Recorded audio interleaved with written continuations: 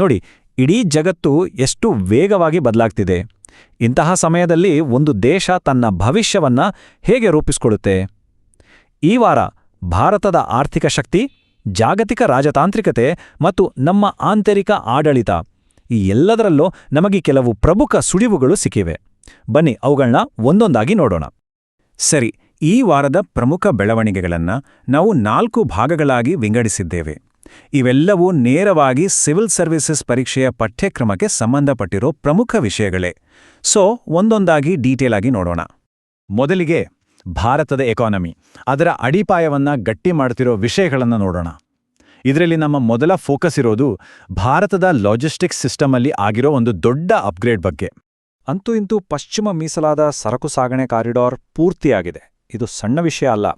2005ರಲ್ಲಿ ಶುರುವಾದ ಈ ಪ್ರಾಜೆಕ್ಟ್ನ ಮುಖ್ಯ ಉದ್ದೇಶ ಏನಪ್ಪಾ ಅಂದ್ರೆ, ಗೂಡ್ಸ್ ಟ್ರೈನ್ಗಳನ್ನು ಮತ್ತೆ ಪ್ಯಾಸೆಂಜರ್ ಟ್ರೈನ್ಗಳನ್ನ ಬೇರೆ ಬೇರೆ ಟ್ರ್ಯಾಕ್ ಮೇಲೆ ಓಡಿಸೋದು. ಇದರಿಂದ ಏನಾಗುತ್ತೆ ಅಂದ್ರೆ, ಎರಡೂ ಕೂಡ ತುಂಬನೇ ವೇಗವಾಗಿ ಚಲಿಸ್ಬೋದು. ಇದರ ನಿಜವಾದ ಇಂಪ್ಯಾಕ್ಟ್ ಏನು ಅಂತ ಗೊತ್ತಾ? ಅದು ಸ್ಪೀಡ್. Goods ಟ್ರೈನ್ಗಳ speed. ಮೊದಲು ಗಂಟೆಗೆ ಕೇವಲ 50-60 ಕಿಲೋಮೀಟರ್ ಹೋಗ್ತಿದ್ದ ಟ್ರೈನ್ಗಳು ಈಗ 100 ಕಿಲೋಮೀಟರ್ ವೇಗದಲ್ಲಿ ಹೋಗ್ತಿವೆ. ಅಂದ್ರೆ ಆಲ್ಮೋಸ್ಟ್ ಡಬಲ್. ಇದರ ಅರ್ಥ ಲಾಜಿಸ್ಟಿಕ್ಸ್ ಖರ್ಚ ಕಮ್ಮಿ ಆಗುತ್ತೆ, ಇಂಡಸ್ಟ್ರಿಯಲ್ ಏರಿಯಾಗಳಿಗೆ ಕನೆಕ್ಟಿವಿಟಿ ಜಾಸ್ತಿ ಆಗುತ್ತೆ. ಇದು ನಮ್ಮ ಮೇಕ್ ಇನ್ ಇಂಡಿಯಾ ಕನಸಿಗೆ ಸಿಕ್ಕಿರೋ ಒಂದು ದೊಡ್ಡ ಬೂಸ್ಟ್ ಅಂತಾನೆ ಹೇಳ್ಬಹುದು. ಆಯ್ತು, ಈ ಫಿಸಿಕಲ್ ಇನ್ಫ್ರಾಸ್ಟ್ರಕ್ಚರ್ ಒಂದು ಕಥೆ ಆದ್ರೆ ಫಿನಾನ್ಷಿಯಲ್ ಇನ್ಫ್ರಾಸ್ಟ್ರಕ್ಚರ್ ಇನ್ನೊಂದು ಅಲ್ವಾ? ಯಾಕಂದ್ರೆ ಎರಡೂ ಅಷ್ಟೇ ಇಂಪಾರ್ಟೆಂಟ್. ಈ ವಾರ ರಿಸರ್ವ್ ಬ್ಯಾಂಕ್ ಆಫ್ ಇಂಡಿಯಾ ಈ ವಿಷಯದಲ್ಲಿ ಒಂದು ಬಹಳ ಮುಖ್ಯವಾದ ನಿರ್ಧಾರವನ್ನ ಕೈಗೊಂಡಿದೆ.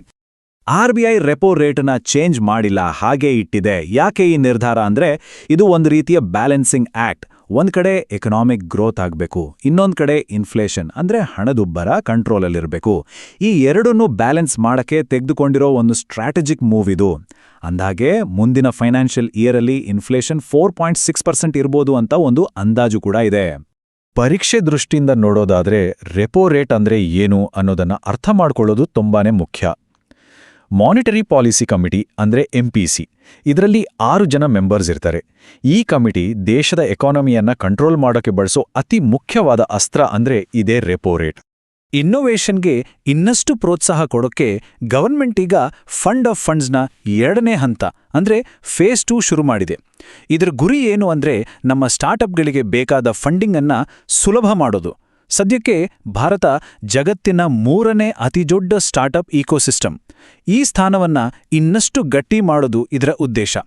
ಇದು GS ಪೇಪರ್ 3ಗೆ ತುಂಬಾನೇ ಇಂಪಾರ್ಟೆಂಟ್ ಟಾಪಿಕ್. ಸರಿ, ಈಗ ನಮ್ಮ ಫೋಕಸ್ ಅನ್ನ ದೇಶದಿಂದ ಹೊರಗೆ ಅಂದ್ರೆ ಜಾಗತಿಕ ಮಟ್ಟಕ್ಕೆ ತೆಗೆದುಕೊಂಡು ಹೋಗೋಣ. ಇವತ್ತಿನ ಕಾಂಪ್ಲೆಕ್ಸ್ ಜಗತ್ನಲ್ಲಿ ಭಾರತ ತನ್ನ ಹಿತಾಸಕ್ತಿಗಳನ್ನು ಹೇಗೆ ಕಾಪಾಡಿಕೊಳ್ತಿದೆ ಅಂತ ನೋಡೋಣ. ನೋಡಿ, ಇತ್ತೀಚೆಗೆ 9ನೇ ಹಿಂದೂ ಮಹಾಸಾಗರ ಸಮ್ಮೇಳನ ನಡೀತು. ಅಲ್ಲಿ ಈ ಕಡಲ ಮಾರ್ಗಗಳ ಭದ್ರತೆ ಬಗ್ಗೆ ದೊಡ್ಡ ಚರ್ಚೆನೇ ಆಯಿತು. ಯಾಕಂದ್ರೆ ಜಗತ್ತಿನ 80% ತೈಲ ವ್ಯಾಪಾರ ನಡೆಯೋದೇ ಇದೇ ರೂಟ್ನಲ್ಲಿ. ಒಂದು ವೇಳೆ ಇಲ್ಲಿ ಏನಾದರೂ ಹೆಚ್ಚು ಕಮ್ಮಿ ಆದರೆ ಅದರ ನೇರ ಹೊಡೆತ ಬೀಳೋದು ಭಾರತದ ಎನರ್ಜಿ ಸೆಕ್ಯೂರಿಟಿ ಮತ್ತೆ ನಮ್ಮ ಎಕಾನಮಿಗೆ.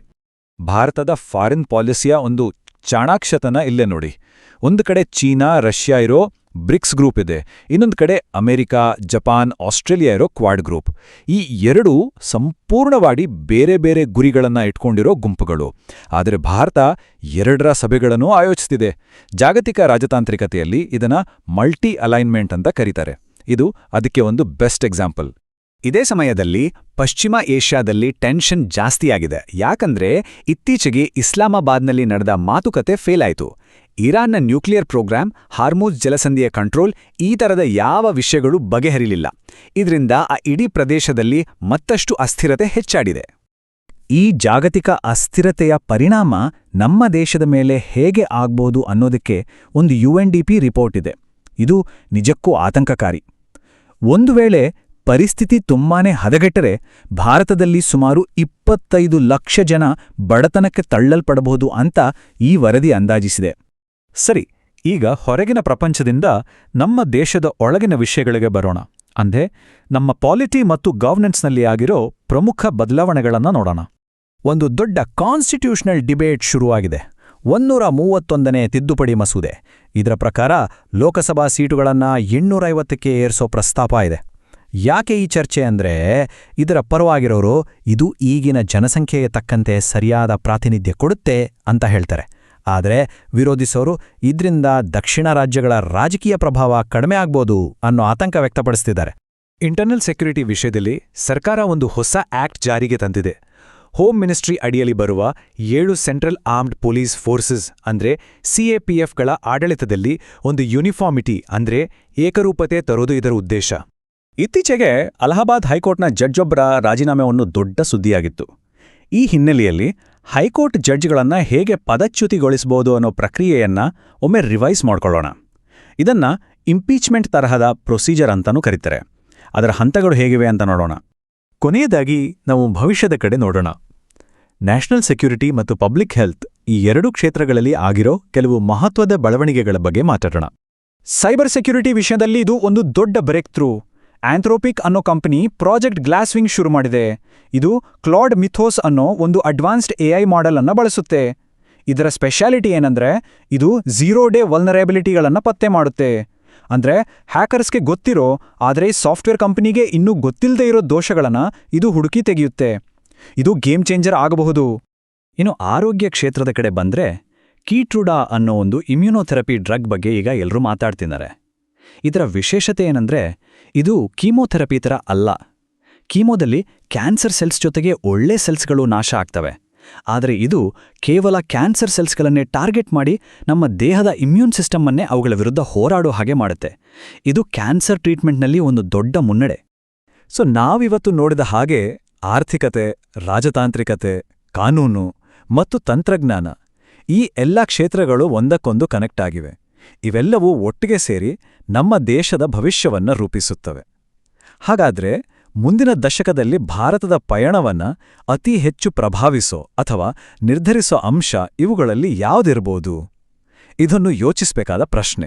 ನಮಸ್ಕಾರ. ಸಿವಿಲ್ ಸರ್ವಿಸ್ ಪರೀಕ್ಷೆಗಳಿಗೆ ಪ್ರಿಪೇರ್ ಆಗ್ತಾ ಇರೋರಿಗಾಗಿ ಇರೋ ನರೇನ್ ಅಕಾಡೆಮಿ ಬಗ್ಗೆ ಇವತ್ತು ಮಾತಾಡೋಣ.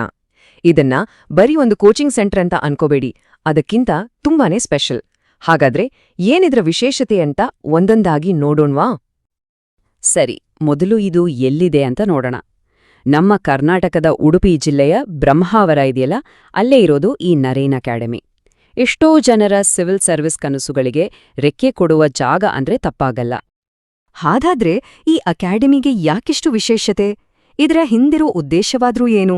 ಬನ್ನಿ ಅದನ್ನೇ ಈಗ ತಿಳ್ಕೊಳ್ಳೋಣ. ಇಲ್ಲಿ ಒಂದು ಇಂಟ್ರೆಸ್ಟಿಂಗ್ ವಿಷಯ ಇದೆ ನೋಡಿ.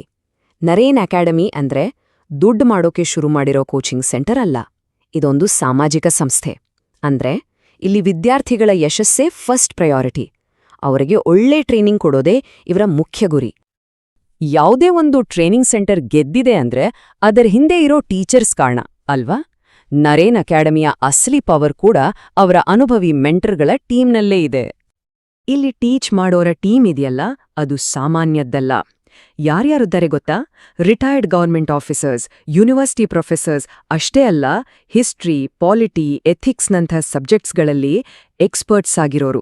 ಇಂಥ ಒಂದು ಅದ್ಭುತ ತಂಡ ಇಲ್ಲಿದೆ. ಸೊ ಇದರಿಂದ ಆಗ್ಬೋದು ಏನು ಅಂದ್ರೆ, ಇಲ್ಲಿ ಕಲಿಯೋರಿಗೆ ಬರೀ ಬುಕ್ ನಾಲೆಜ್ ಸಿಗೋದಿಲ್ಲ, ಬದಲಾಗಿ ರಿಯಲ್ ವರ್ಲ್ಡ್ನಲ್ಲಿ ಕೆಲಸ ಮಾಡಿದವರ ಪ್ರಾಕ್ಟಿಕಲ್ ಅನುಭವ ಕೂಡ ಸಿಗುತ್ತೆ. ಆ್ಯಂಡ್ ಇದು ಎಕ್ಸಾಮ್ ಪ್ರಿಪ್ರೇಷನ್ನಲ್ಲಿ ಒಂದು ದೊಡ್ಡ ಗೇಮ್ ಚೇಂಜರ್ ಆಗ್ಬೋದು ಅಲ್ವಾ? ಈಗಿನ ಫಾಸ್ಟ್ ಲೈಫಲ್ಲಿ ಎಲ್ಲರಿಗೂ ಅನುಕೂಲ ಆಗೋ ಹಾಗೆ ಕಲಿಯೋಕೆ ಆಪ್ಷನ್ಸ್ ಇರೋದು ತುಂಬಾನೇ ಇಂಪಾರ್ಟೆಂಟ್. ನರೇನ್ ಅಕಾಡೆಮಿ ಈ ವಿಷಯದಲ್ಲಿ ತುಂಬ ಮಾಡರ್ನ್ ಆಗಿ ಯೋಚನೆ ಮಾಡಿ ಫ್ಲೆಕ್ಸಿಬಲ್ ಲರ್ನಿಂಗ್ ಆಪ್ಷನ್ಸ್ ಕೊಟ್ಟಿದೆ. ಅದೇ ಸ್ಟಡಿ ಫ್ರಮ್ ಹೋಮ್ ಅಂದ್ರೆ ಮನೆಯಲ್ಲೇ ಕೂತು ಕಲಿಯೋ ಒಂದು ಅದ್ಭುತ ಅವಕಾಶ. ಇದರಿಂದ ಏನಾಗುತ್ತೆ ಅಂದ್ರೆ ಕ್ವಾಲಿಟಿ ಟ್ರೈನಿಂಗ್ ಎಲ್ರಿಗೂ ಎಲ್ಲಿಂದ ಬೇಕಾದ್ರೂ ಸಿಕ್ಕ ಹಾಗೆ ಆಗುತ್ತೆ. ಇದು ಸಖತ್ ಒಳ್ಳೆ ಐಡಿಯಾ ಅಲ್ವಾ? ಯೋಚನೆ ಮಾಡಿ, ದೂರದ ಊರಲ್ಲಿರೋರ್ಗೆ ಅಥವಾ ಆಲ್ರೆಡಿ ಕೆಲಸ ಮಾಡ್ತಾ ಇರೋರ್ಗೆ ಇದು ಎಷ್ಟು ಹೆಲ್ಪ್ ಆಗತ್ತೆ ಅಲ್ವಾ? ತಮ್ಮ ಟೈಮ್ ಪ್ರಕಾರ ತಮ್ಮದೇ ಶೆಡ್ಯೂಲಲ್ಲಿ ಪ್ರಿಪೇರ್ ಆಗ್ಬೋದು. ಇದರಿಂದ ಸ್ಟಡೀಸ್ ಮೇಲೆ ಪೂರ್ತಿ ಫೋಕಸ್ ಮಾಡಕ್ಕೆ ಸಾಧ್ಯ ಆಗತ್ತೆ. ಸರಿ, ಆನ್ಲೈನ್ ಆಯ್ತು, ಆದ್ರೆ ಕೆಲವರಿಗೆ ಕ್ಲಾಸ್ ರೂಮಲ್ಲಿ ಕೂತು ಕಲಿಯೋದಿಷ್ಟ. ಅವರಿಗೂ ಇಲ್ಲಿ ಅವಕಾಶ ಇದೆ. ಸೊ ಬನ್ನಿ ಈಗ ಆಫ್ಲೈನ್ ಕ್ಲಾಸ್ಗಳ ಡೀಟೇಲ್ಸ್ ನೋಡೋಣ. ಮಾಹಿತಿ ಪಕ್ಕಾ ಆಗಿರ್ಬೇಕು ಅಲ್ವಾ? ಅದಕ್ಕೆ ಇಲ್ಲಿ ನಾವು ನೇರವಾಗಿ ಸಂಸ್ಥೆಯ ಅಧಿಕೃತ ಪ್ರಕಟಣೆಯನ್ನೇ ತೋರಿಸ್ತಾ ಇದೀವಿ. ಇದರಿಂದ ಆಸಕ್ತಿ ಇರೋರು ಯಾವುದೇ ಕನ್ಫ್ಯೂಷನ್ ಇಲ್ಲದೆ ಡಿರೆಕ್ಟ್ ಆಗಿ ಮಾಹಿತಿ ತಗೋಬಹುದು. ಆಸಕ್ತಿ ಇರೋರು ಈ ಅಡ್ರೆಸ್ ನೋಟ್ ಮಾಡ್ಕೊಳ್ಳಿ. ವಿಳಾಸ SMS degree college 2nd floor hall number 24 Brahmavar. ಇನ್ನೂ ಏನಾದರೂ ಡೀಟೇಲ್ಸ್ ಬೇಕು ಅಂದ್ರೆ 9686049737 ಈ ನಂಬರ್ಗೆ ಕಾಲ್ ಮಾಡ್ಬೋದು. ಸರಿ, ಎಲ್ಲ ಡೀಟೇಲ್ಸ್ ಗೊತ್ತಾಯ್ತು ಅಲ್ವಾ? ಈಗ ಮುಂದೇನೋ ಅಂತ ಯೋಚನೆ ಮಾಡೋ ಟೈಮ್. ಹಾಗಾದ್ರೆ ಈ ಪಯಣ ಶುರು ಮಾಡ್ಬೇಕು ಅಂದ್ಕೊಂಡಿರೋ ಎಲ್ಲರಿಗೂ ಒಂದೆರಡು ಮಾತು ಹೇಳೋಣ.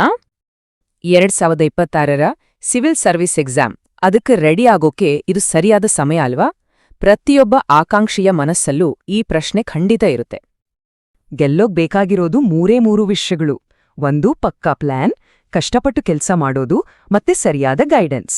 ಇವೆಲ್ಲ ಒಟ್ಟಿಗೆ ಸೇರಿದ್ರೆ ಅನ್ಕೊಂಡಿದ್ದನ್ನ ಸಾಧಿಸೋದು ಖಂಡಿತ ಸಾಧ್ಯ. ಒಂದು ವಿಷಯ ನೆನ್ಪಿರಲಿ, ತಯಾರಿ ಶುರು ಮಾಡೋಕೆ ಲೇಟ್ ಮಾಡಬಾರ್ದು. ಟೈಮ್ ಈಗ ನಮ್ ಕಡೆ ಇದೆ. ಇದನ್ನ ಸರಿಯಾಗಿ ಬಳಸ್ಕೊಂಡ್ರೆ ಕಂಡ ಕನಸು ನನಸಾಗೋದು ಗ್ಯಾರಂಟಿ. ಎಲ್ಲರಿಗೂ ಆಲ್ ದ ಬೆಸ್ಟ್.